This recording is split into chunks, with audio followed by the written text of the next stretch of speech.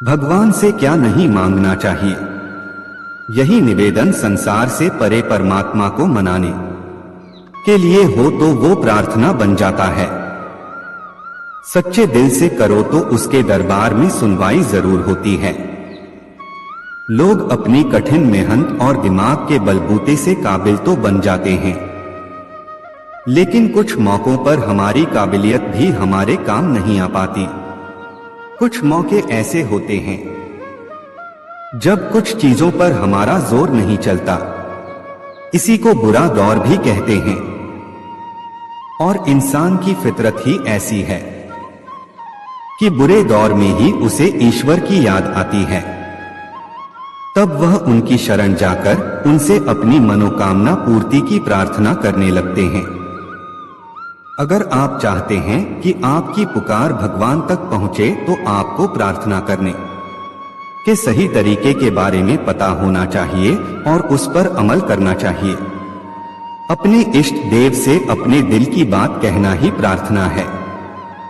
इससे व्यक्ति अपनी मनोकामना पूर्ति का प्रयास करता है। वैसे तंत्र मंत्र ध्यान और जाप भी प्रार्थना का ही एक रूप है।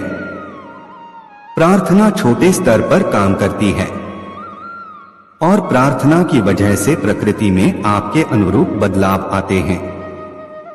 कोई प्रार्थना एक साथ कई लोग करें तो वह ज्यादा प्रभावशाली होती है। इससे व्यापक स्तर पर बदलाव आता है। एक साथ प्रार्थना करने पर प्रकृति में तेजी से बदलाव होता है। जैसे पूरा गांव मिलकर भगवान से बरसात की प्रार्थना करता है तो वो सुनी जाती है। हमको भगवान से कुछ मांगना ही नहीं चाहिए, क्योंकि भगवान को पता है कि आपको क्या चाहिए और आपके कर्मों को अनुसार क्या मिलना चाहिए।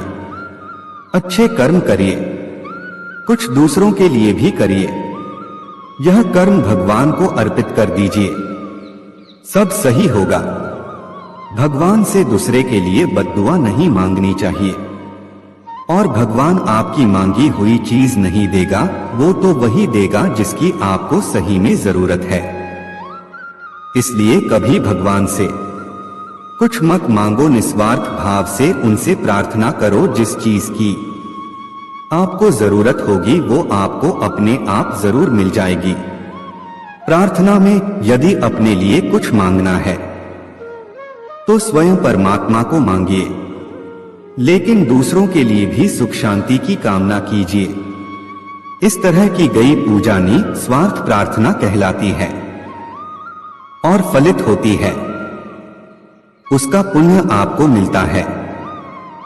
कोशिश करें कि कभी कभार ईश्वर से किसी ऐसे इंसान के लिए भी कुछ मांगे जो आपसे जुड़ा नहीं है।